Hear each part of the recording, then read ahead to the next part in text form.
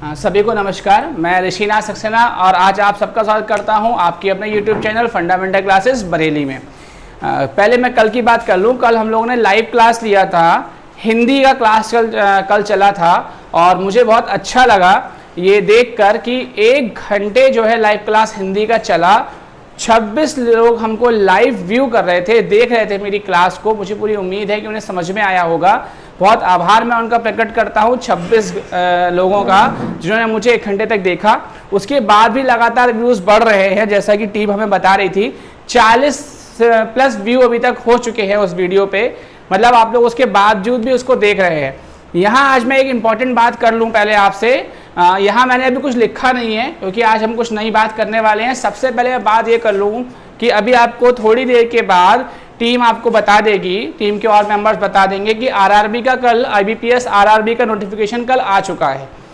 अगर आपने उसकी नोटिफिकेशन को पढ़ लिया है ध्यान से, जहाँ तक ये सभी बच्चों के पास पहुँच गया होगा, आज के टाइम में तो सबके पास फ़ोन है, तो PDF जो है वो सबके पास ही पहुँच गई होगी। बहुत से लोग ऑनलाइन आके भी बता चुके हैं। हमारी टीम भी आने वाली है, जल्दी आपको सब कुछ बताने वाली है। तो ये तो कॉमन नॉलेज है, सबको एक सी मिलेगी। उसमें 2 बातें आप बहुत ध्यान से सुन लीजिए। अभी मेरी प्री का जो एग्ज़ाम है उसमें रीजनिंग आ रही है। प्री का जो एग्ज़ाम है उसमें रीजनिंग आ रही है। पूरी रीजनिंग मैं आपको यहाँ पढ़ाने वाला हूँ। दूसरी बात, जो उसका मेंस एग्ज़ाम होगा ऑफिशियल ग्रेड का और जो भी वहाँ उसमें पोस्ट के लिए अन्य एग्ज़ाम हो रहे हैं, उसमें हिंदी भी आ रही है। हिंदी भी आ रही है। हिंदी इंग्लिश ऑप्शन में रहेंगे। आप हिंदी भी चूज़ कर सकते हैं, इंग्लिश भी चूज़ कर सकते हैं। नोटिफिकेशन को देख लीजिएगा, पूरा डाटा बना हुआ है उसमें। कितने एग्ज़ाम होंगे, कब होंगे, कितने मार्क्स के क्वेश्चंस आएंगे, कितने क्वेश्चंस आएंगे। तो रीजनिंग हिंदी दोनों मैं आपको पढ़ा रहा हूँ। हिंदी की वीडियोस डल चुकी हैं, चल रही हैं, आप उसे देखिए, समझ लीजिए, काम आएगी आपके लिए। चाहे स्टेट का एग्ज़ाम हो, चाहे यूपी का एग्ज़ाम हो, यूपी स्टेट का, चाहे सेंट्रल का एग्ज़ाम हो। जो हिंदी मैंने आपको पढ़ाई है वो आपको UPSC लेवल तक काम आएगी। तो बैंकिंग में भी जो हिंदी आने वाली है उसमें भी उस काम आपके आएगी और आगे भी वीडियोस मिलती रहेंगी। आज हम स्टार्ट करने वाले हैं रीजनिंग। आप सब ने रीजनिंग को आप सब जानते हैं, सब ने आपने पढ़ रखा है। सिलेबस भी आप इसका जानते हैं। कोडिंग, डिकोडिंग हो गया, सिटिंग अरेंजमेंट हो गया, ब्लड रिलेशन हो गया, डायरेक्शन हो गया, नंबर सीरीज हो गया। इस तरीके से बहुत सारे चैप्टर्स होते हैं। तो आज सबसे पहले जो मैं चैप्टर स्टार्ट करने जा रहा हूँ वो सबसे ईजीएस्ट चैप्टर है कोडिंग डिकोडिंग का। मुझे पता है, मैंने ऑफलाइन भी क्लास लेता हूँ और ऑनलाइन भी अब मैं क्लास ले रहा हूँ। ऑफलाइन क्लास में मैंने देखा है जैसे ही कोडिंग डिकोडिंग बोर्ड के ऊपर डालो, बच्चों के चेहरों के भाव बदल जाते हैं, क्योंकि वो ये सोचते हैं कि हमें आता है। वो ये सोचते हैं हमें आता है तो हमें इसे पढ़ना क्यों। पहली बात सुन लीजिए, अगर आपको आता है तो बहुत अच्छी बात है, पढ़ना इसलिए ज़रूरी है क्योंकि आपका रिवीजन हो जाएगा, कुछ नया ही मिलेगा। दूसरा, बहुत सी चीज़ें जो कोडिंग डिकोडिंग चैप्टर में ट्रिक्स होती हैं या बातें होती हैं, अधिकतर सभी टीचर्स की आपको सेम मिलेंगी। चाहे आप ऑफलाइन देख लीजिए, चाहे आप ऑनलाइन उठा के देख लीजिए, आप किसी की भी वीडियो देख लीजिए, आपको सब चीज़ें अधिकतर कॉमन ही मिलेंगी, चाहे ट्रिक्स हो गई, चाहे बातें हो गई। बस फोकस कहाँ करना होता है कि आप उसको याद करिए, उसको समझिए कि सामने वाला टीचर समझाना क्या चाह रहा है। बच्चे यहीं पर मिस्टेक कर जाते हैं। उन्हें ये लगता है कि अरे ये सर भी तो वही पढ़ा रहे हैं, फलाने चैनल वाले सर भी वही पढ़ा रहे हैं, हमने अपने ऑफलाइन सर से भी वही पढ़ी थी। यहीं आप मिस्टेक कर जाते हो। आपने पढ़ा है, बहुत अच्छी बात है। आज जो हम आपको पढ़ा रहे हैं या अन्य किसी टीचर से अगर आप पढ़ रहे हो, उसे आप फिर से पढ़ो, देखो, समझो। ये जो टाइम है ये रिवीजन का है। लॉकडाउन अनलॉक 2 हो चुका है, गाइडलाइंस आ चुकी हैं, कोचिंग संस्थान ऑफलाइन सब बंद रहेंगे, स्कूल कॉलेजेस सब बंद रहेंगे। तो आपके लिए बहुत अच्छा मौका है कि ये जो आपको टाइम मिल गया, एक तो IBPS की वैकेंसी आ गई आपकी आरआरबी की, आपको टाइम मिल गया प्रैक्टिस करने का, अपना रिवीजन करने का। तो देखिए और रिवीजन करिए। सबसे पहले हम बात कर रहे हैं लेसन 1 कोडिंग डिकोडिंग की। मैं पूरा सिलेबस नहीं लिखवाऊंगा, वो पुराना पूरा पैटर्न हो गया है, और अगर आप लोग कहेंगे तो पूरा सिलेबस लिखवा भी दूंगा, वरना यूट्यूब पे और सब जगहों पे बहुत पड़ा हुआ है कौन से क्या क्या इसके चैप्टर्स हैं, कैसे हैं। मैंने थोड़ा बहुत बता भी दिया है। लेसन नंबर 1 आज हम कोडिंग डिकोडिंग से स्टार्ट कर रहे हैं, तो हम यहाँ से पढ़ेंगे। ठीक है, कोडिंग डिकोडिंग में आ जाइए। सबसे पहले हम बात करते हैं कि अल्फ़ाबेट्स क्या क्या होते हैं, बेसिक कॉन्सेप्ट कोडिंग डिकोडिंग के। तो अल्फ़ाबेट्स आप लोग जानते हैं, A B C D E F G H I J K L M, ये अल्फ़ाबेट्स होते हैं। आगे देखिए N O P Q R S T U V W X Y और Z, ये क्या होते हैं हमारे, ये हमारे सब अल्फ़ाबेट्स होते हैं। Z को मैं इधर लिख दे रहा हूँ। अपनी कॉपी में आप बिल्कुल ऐसे ही नोट कर लीजिएगा। बचपन में आप लोग पढ़ते आ रहे हैं, हम 4 लाइनों वाली कॉपी इंग्लिश की कॉपी में लिखा करते थे ABCDEFGH। अब 4 लाइनों वाली कॉपी तो नहीं, आपके पास ब्लैंक कॉपी होगी या काले पन्नों की कॉपी कुछ बच्चे लेकर बैठ जाते हैं। अगर आप ऐसा कर रहे हैं तो बिल्कुल अब अपने आप को बदल दीजिए, वाइट पेजेस की कॉपी लीजिए, उस पर साफ साफ सुंदर सुंदर लिखिए। हमें इनकी नंबरिंग याद करनी होती है। आप सबने इसको पढ़ रखा होगा। A 1 नंबर पे आता है, B 2 पे आता है, C 3 पे आता है, D 4 पे आता है, E 5 पर आता है। यहाँ तक सबको याद रहता है, A से लेके और E तक। आप अपनी उंगलियों पर भी काउंट कर सकते हैं, A B C D E करके, यहाँ तक सबको याद रहता है। अब बात आती है हमें F को कैसे याद करना है, तो आइए देख लेते हैं F को हम कैसे याद करते हैं।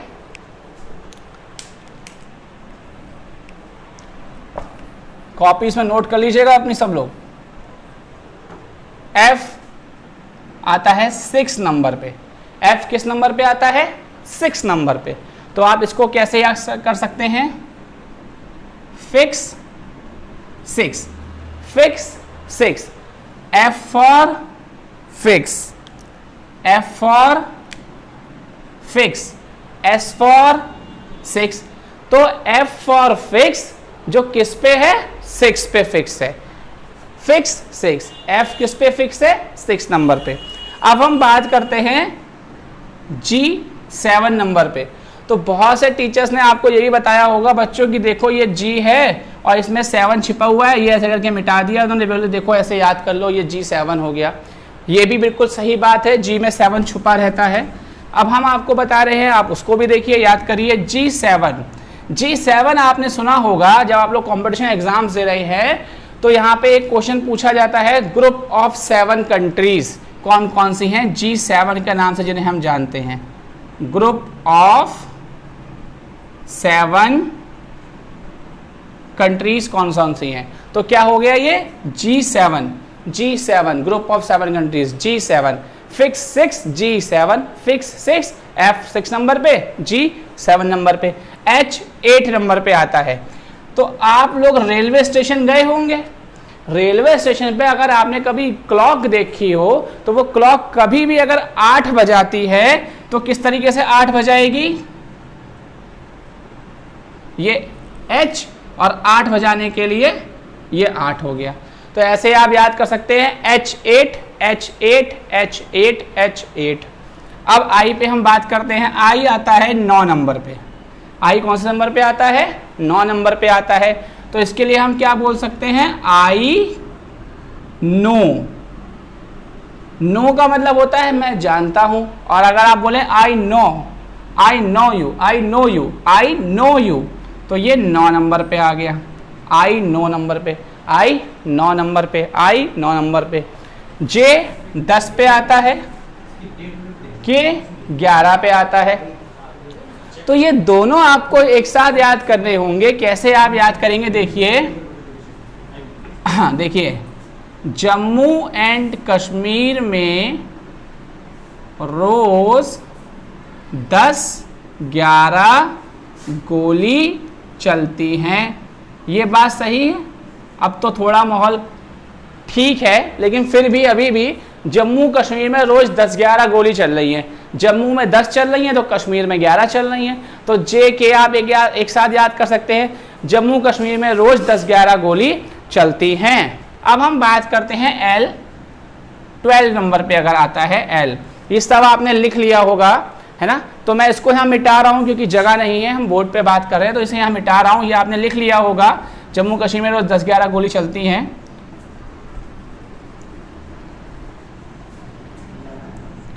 L की अगर हम बात करें तो what is the L? L क्या है? L L for lion, L for lion. और अगर आपके सामने लॉइन आ जाता है तो आपका क्या हाल हो जाता है, आप डर जाते हो, आपकी शक्ल के 12 बज जाते हैं। तो L फॉर लॉइन, और लॉइन को देखते ही 12 बज गए। लॉइन को देखते ही क्या बज गए, 12 बज गए। लाइन को देखते ही क्या बज गए, 12 बज गए।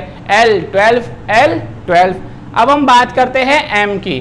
तो M कौन से नंबर पे आता है बच्चों, M आता है 13 नंबर पे।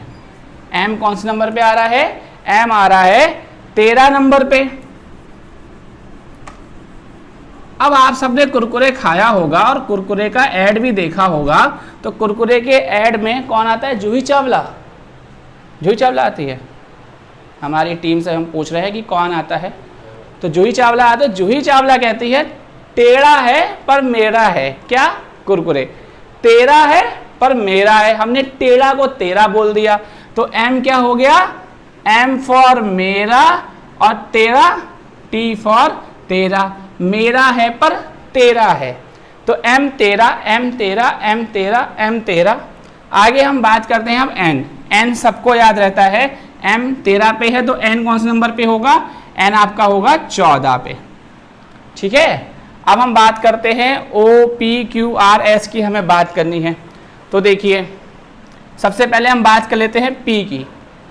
P की हम बात करते हैं, 14 पे ये आ गया, 15 पे ये आ गया, 16 पे ये, 17 पे ये और 18 पे ये। इसे आप याद कैसे करोगे ये हमें देखना है।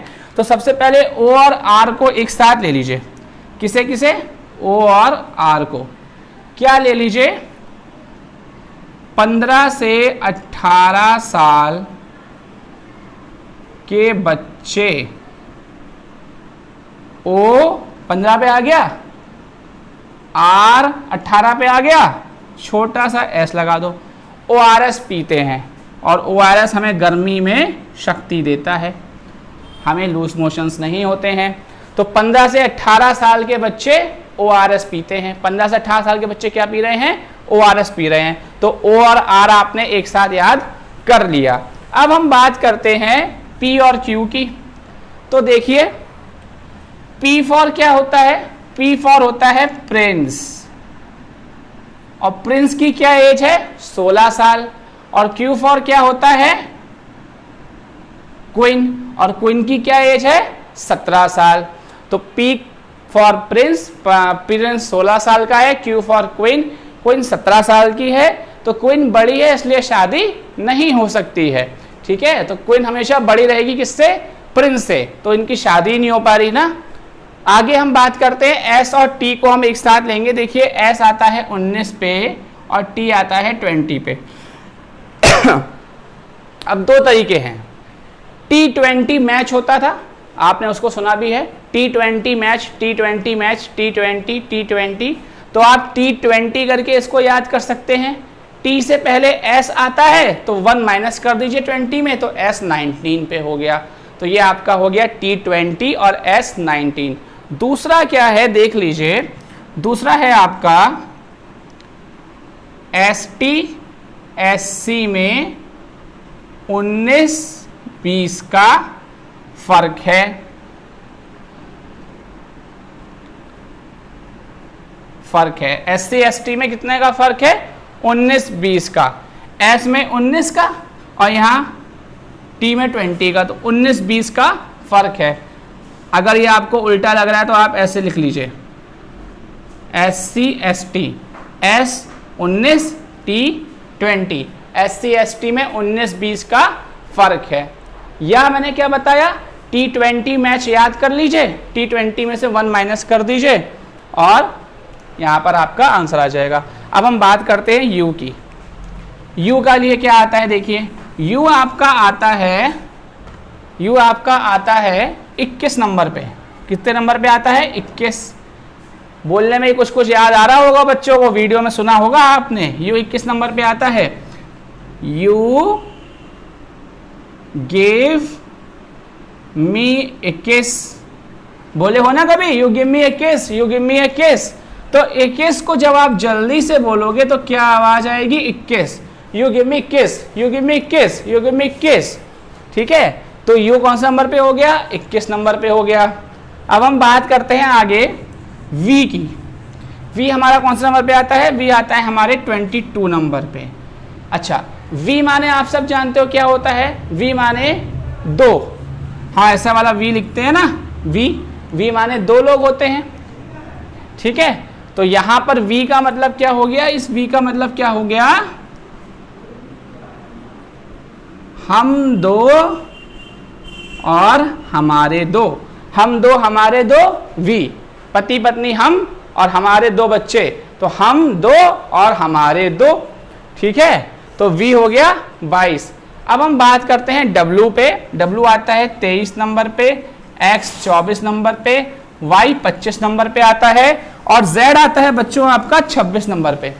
ये सब आपको याद रहता है। जेड आपको याद रहता है, 15 से 18 साल के बच्चे आपने लिख लिए होंगे, तो इसे मैं मिटा देता हूं। जेड आपको याद रहता है, वाई आपको याद रहता है, 25 नंबर पे होता है। अब हम बात करते हैं डब्लू और एक्स की।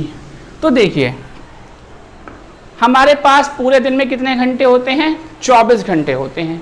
हम लोग कहते हैं भाई 24 घंटे पढ़ा करो, या 24 घंटे में से इतने घंटे पढ़ा करो, या कम से कम 24 घंटे काम करो तो तुम बहुत आगे पहुंच जाओगे। ऐसे वर्ड बोलते हैं, ऐसी बातें बोलते हैं। मैं कहता हूं मुझसे 24 घंटे वर्क नहीं होता भाई, मैं काम कर ही नहीं सकता 24 घंटे। मैं 24 घंटे काम नहीं कर सकता तो कितने घंटे कर सकता हूं? 23 घंटे कर सकता हूं। ठीक है, तो देखिए, मुझसे 24 घंटे काम, मुझसे 24 घंटे काम को हम वर्क बोल रहे हैं। वर्क नहीं होता, मैं क्या करूं? मुझसे 24 घंटे वर्क नहीं होता, तो वर्क का डब्लू 24 घंटे नहीं होता तो 23 घंटे होता होगा, तो वर्क का डब्लू क्या आ गया? 23 नंबर पे आ गया। 24 घंटे नहीं होता, तो नहीं का साइन क्या होता है? एक्स। नहीं का ऐसी तो होता है ट्रू फॉल्स, जब हम करते थे तो राइट के लिए राइट और नहीं के लिए फॉल्स के लिए रॉन्ग लगा देते थे। राइट रॉन्ग करो, बचपन में बहुत करे हैं आप लोगों ने। तो x आ गया 24 नंबर पे, y 25 पे होता है, z 26 पे होता है। ये आप लोगों को याद रहता है। तो ये हमने क्या याद कर लिए? इन सबके नंबर्स हमने याद कर लिए। सचिन सर देखिएगा, वो सही चल रहा है शूट। 8 मिनट बाद तो कोई छाड़ नहीं है। चलिए, तो ये सब आपने लिख लिया होगा अपनी कॉपी में। जिनका रह गया हो वो भी लिख लें, वीडियो को पॉज करके लिखें।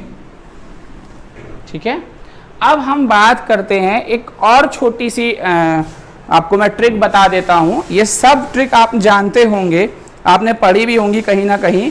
इस ट्रिक का नाम है इजोती।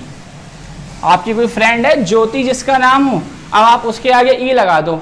ये हम लोग आवाज देते हैं ना, ई ज्योति कहाँ जा रही है, तो उस वैसे ही हम कर देते हैं। देखिए, ज्योति लिख देते हैं, JOTY, ज्योति। और ज्योति को हमें आवाज देनी है, ई ज्योति रुक जा भाई, तो ये हमने ई लगा दिया। अब ई हमारा कौन से नंबर पे आता है? आपको याद हो चुका होगा, वरना आप उंगली पे अपनी फिंगर्स पे काउंट कर लीजिए। 5 नंबर पे। 5 में 5 जोड़ दो, कितना हो गया? 10। जम्मू में 10 गोलियां चलती हैं, कश्मीर में 11 चलती हैं। 10 में 5 जोड़ दो, 15 हो गया, 15 साल के बच्चे। 15 में 5 जोड़ दो, T20 हो गया। 20 में 5 जोड़ दो, Y 25 हो गया। अब अगर मैं आपको यहाँ पर बोलूं कि भाई S कौन से नंबर पे आता है, S कौन से नंबर पे आता है बताइए, तो आपको क्या करना होगा? आपको बस इतना सा ध्यान रखना है कि S इनमें से किसके पहले आता है या किसके बाद आता है। ऊपर जो अल्फाबेट्स लिखे हैं ना, आपको ये याद रखना है कि इस अल्फाबेट्स में S कहाँ आता है। तो इस अल्फाबेट में S आता है T के पास, आता है ना। अब टी से पहले आता है या टी के बाद आता है? तो भाई टी से पहले आता है। टी कौन से नंबर पे है? 20 नंबर पे है।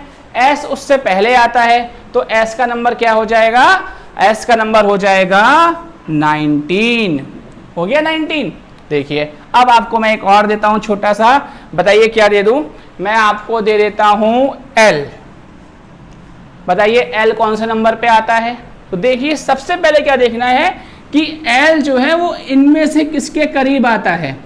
तो एल मैंने देखा यार जे के करीब आता है। अब जे है 10 नंबर पे, ठीक है सर।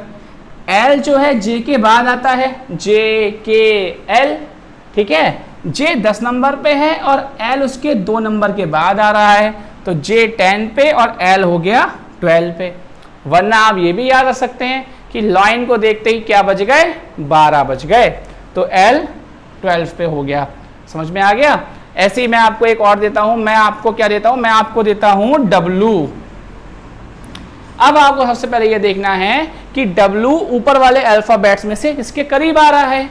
तो हमने देखा डब्लू आ रहा है सर वाई के करीब। अब कुछ बच्चे कहते हैं सर टी के भी तो करीब आ रहा है। बिल्कुल आ रहा है टी के करीब। तब आपको यह ध्यान रखना है टी कौन से नंबर पे है, और ये ध्यान रखना है कि डब्लू टी के बाद आता है या पहले आता है। बाद आता है तो उतने नंबर आगे चले जाइए, पहले आता है तो उतने नंबर पीछे आ जाइए। मैंने देखा वाई के करीब आ रहा है, ठीक है सर। वाई 25 नंबर पे है, डब्लू वाई से पहले आ रहा है। कितना पहले आ रहा है? 2 नंबर पहले आ रहा है, तो डब्लू का नंबर क्या हो गया? 23 हो गया। या फिर मुझसे 24 घंटे वर्क नहीं होता तो वर्क का डब्लू 23 नंबर पे आएगा, एक्स नहीं तो वो 24 नंबर पे आ जाएगा। तो इस तरीके से आप ई ज्योति वाली ट्रिक को भी अपना सकते हैं, कर सकते हैं पेपर में। अगर आपको याद हो जाता है F6 G7 जम्मू कश्मीर में 10-11 गोलियां, लाइन को देखते ही 12 बज गए, मेरा 13, ये आपको सब याद हो जाता है, तब आपके लिए और भी आसान हो जाता है क्योंकि आपको पता है कौन सा किस नंबर पे आ रहा है। ठीक है, चलिए अब हम बात करते हैं आगे इसका रिवर्स पैटर्न की। और यही सबसे इंपॉर्टेंट है कि बच्चों को अपोजिट वाले याद नहीं होते हैं, बाकी तो सब याद रहते हैं, अपोजिट वाले याद नहीं होते हैं। तो मैं आपको एक बात बता दूं, देखो मैं फिर से ABCD लिख देता हूं फटाफट।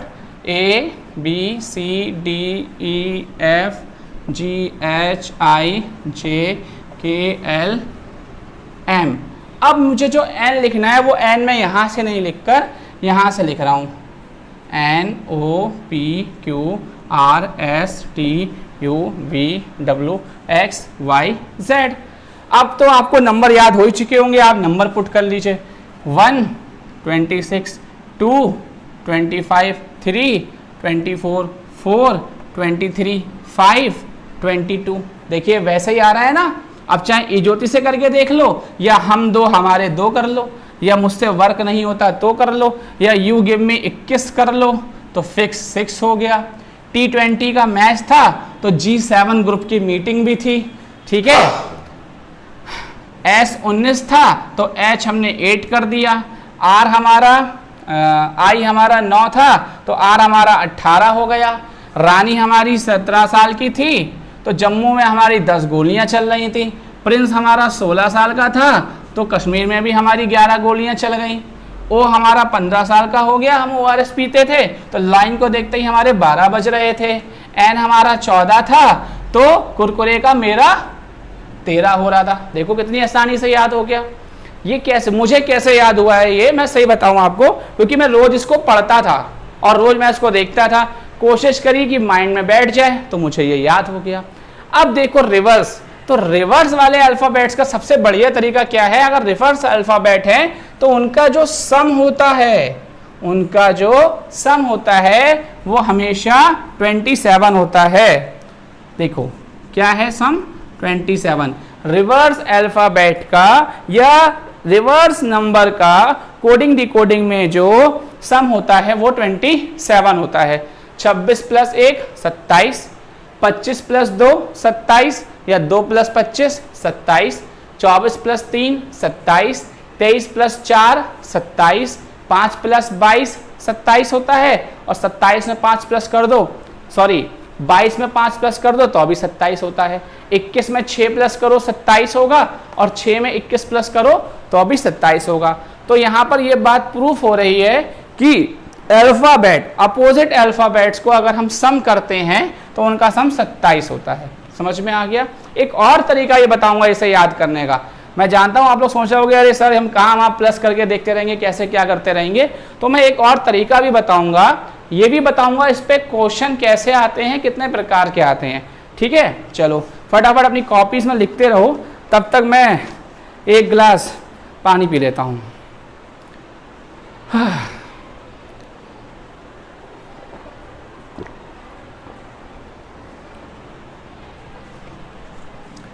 चलिए आइए,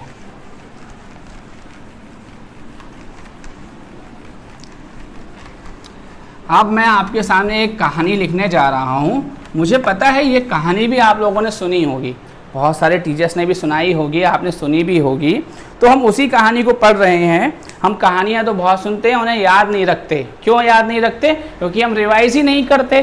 तो अगर आपने कहानी सुन रखी है तो आज हम इसको रिवाइज कर लेते हैं। तो आइए कहानी क्या है, देखिए कहानी क्या है। सबसे पहले अजीज नाम का एक क्या था, लड़का था। अजीज नाम का लड़का था जिसको क्या बहुत पसंद था, जिसको क्रैक्स और ड्यू पीते, माउंटेन ड्यू, डर के आगे जीत है। तो अजीज नाम का लड़का था जिसको क्रैक्स और ड्यू बहुत पसंद था। उसका ईवीएस का एग्जाम था। ईवीएस तो जानते हैं ना, एनवायरमेंटल साइंस। ईवीएस का एग्जाम था और वो ईवीएस के एग्जाम में क्या देखने चला गया, ईवीएस के एग्जाम में फालतू मूवी देखने चला गया। फालतू मूवी देखने वो क्यों चला गया? क्योंकि वो अपने आप को बहुत ही ज़्यादा ग्रेट समझता था। ग्रेट क्यों समझता था? क्योंकि उसके हाई स्कूल, अभी हाई स्कूल का रिजल्ट आया है ना, सबको पता होगा, यूपी बोर्ड का हाई स्कूल रिजल्ट आया है, सीबीएसई बोर्ड का आने वाला है। तो अजीज भी हाई स्कूल कर रहा था, हाई स्कूल में भी उसके अच्छे नंबर आए थे और इंटर में भी उसके अच्छे नंबर आए थे। इंटर में भी उसके अच्छे नंबर आए थे। फिर क्या हुआ, हाई स्कूल में तो बहुत अच्छे नंबरों से पास हो गया, लेकिन इंटर में फेल। इंटर में फेल हो गया क्यों? क्योंकि वो मूवी देख रहा था जिस दिन उसका ईवीएस का एग्जाम था, एनवायरमेंटल साइंस का एग्जाम था उसका इंटर में, और वो मूवी देख रहा था फालतू, तो हो गया फेल। फेल हो गया तो पिताजी को बहुत गुस्सा आया कि भैया अब तो नाक कटा दी लड़के ने। तो उन्होंने कहा हम तेरी शादी कर देते हैं, पढ़ेगा लिखेगा तो है नहीं, तो शादी कर देते हैं। तो शादी किससे होने जा रही है उसकी? जंगल क्वीन से, जंगल की रानी। ठीक है, जंगल क्वीन से शादी कर देते हैं। अब अजीज तो बहुत खुश, क्योंकि पढ़े लिखे हैं नहीं, इंटर फेल हो गए, लेकिन शादी हो रही है रानी से, जो कहाँ की रानी है? जंगल की, जंगल क्वीन से इसकी शादी हो रही है। अब जंगल क्वीन से शादी करना था तो शादी में तो बढ़िया बढ़िया कपड़े पहनेगा। तो क्या पहना उसने? कुर्ता और पजामा पहना।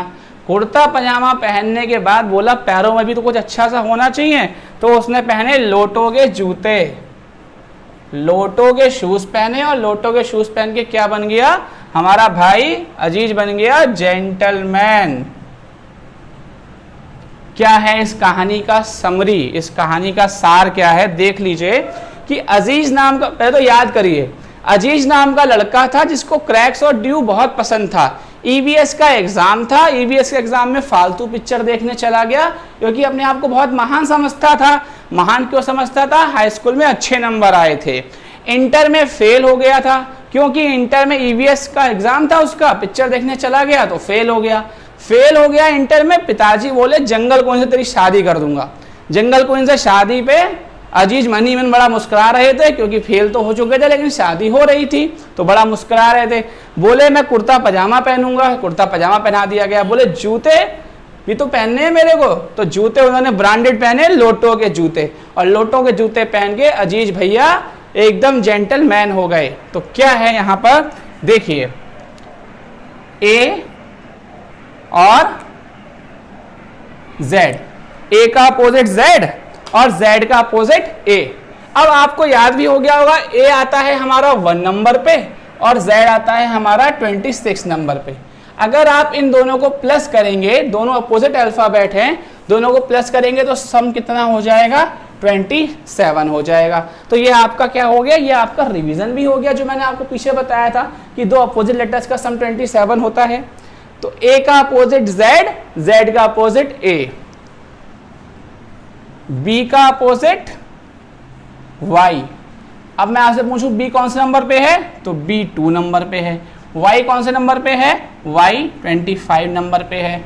दोनों का सम 27 हो रहा है, हाँ सर दोनों का 27 सम हो रहा है दोनों का, इसका मतलब आपने सही नंबर्स पुट करे हैं। अब आ जाइए सी, सी का अपोजिट एक्स, एक्स का अपोजिट सी, डी का अपोजिट डब्ल्यू और डब्ल्यू का अपोजिट डी, ई का अपोजिट वी और वी का अपोजिट ई, एफ का अपोजिट यू, जी का अपोजिट टी, एच का अपोजिट एस और एस का अपोजिट एच, आई का अपोजिट आर, जे का अपोजिट क्यू, के का अपोजिट पी, एल का अपोजिट ओ, जी का अपोजिट एम। अब मैंने बता दिया आपको अपोजिट लेटर्स। अभी भी कोई ना कोई बच्चा ज़रूर पूछ लेता है, ऑफलाइन में तो पूछते हैं, ऑनलाइन में शायद अच्छे बच्चे बैठे हुए हैं, ऑफलाइन वाले भी अच्छे होते हैं, पूछते हैं सर क्या इसका अपोजिट भी वैसा ही होगा, मतलब जी का टी है तो क्या टी का जी होगा? हाँ भैया होगा। क्या गलत हो गया बताइए? हाँ एम का, अच्छा अच्छा अच्छा अच्छा चलिए ये थोड़ा सा गलत हो गया, एम का एन, एम का एन, तो एन का अपोजिट एम, एम का अपोजिट एन और एन का अपोजिट एम, ये सही कर लीजिएगा अपनी कॉपी में अगर गलत हो गया हो तो जी का अपोजिट अगर टी है तो टी का अपोजिट जी होगा, ये बात याद रखिएगा। एफ का अपोजिट अगर यू है तो यू का अपोजिट एफ होगा। दूसरी, दोनों नंबर्स का सम 27 हो रहा है, ये भी आपको याद हो गया। तो ये आज हमारा कोडिंग डिकोडिंग का बेसिक कॉन्सेप्ट था जो हमने आपको पढ़ाया, हमने आपको तैयार करवाया है। नेक्स्ट हम जब भी क्लास इसका लेंगे उसमें मैं आपको सीधे इस पे आने वाले क्वेश्चंस कराऊंगा। सारे क्वेश्चंस जो होंगे वो आपको वैसे ही कराऊंगा जैसे एग्जाम्स में आते हैं, बैंक में आते हैं। एक छोटी सी चीज़ और बता दूं कि इसमें क्वेश्चंस किस टाइप के आते हैं, क्योंकि जब मैं नेक्स्ट क्लास लूंगा तो सीधे क्वेश्चन स्टार्ट करूंगा, तब सीधे क्वेश्चन नंबर 1 से स्टार्ट करूंगा। तो थोड़ा सा ये और देख लीजिए क्वेश्चंस कैसे कैसे आते हैं, ये आप सबने नोट कर ही लिया होगा।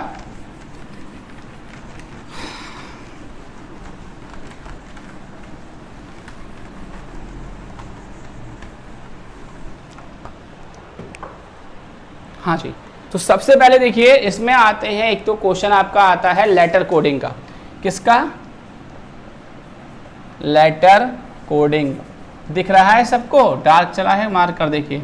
लेटर कोडिंग के क्वेश्चंस आते हैं, आपको कुछ लेटर्स दे रखे होंगे, उन लेटर्स की कोडिंग नंबर्स के साथ, सॉरी उन लेटर्स की कोडिंग जो है वो लेटर्स के साथ कर रखा होगा, आपको उसे डिकोड करके और दोबारा कोडिंग उसकी करनी होगी जैसा क्वेश्चन में दे रखा होगा।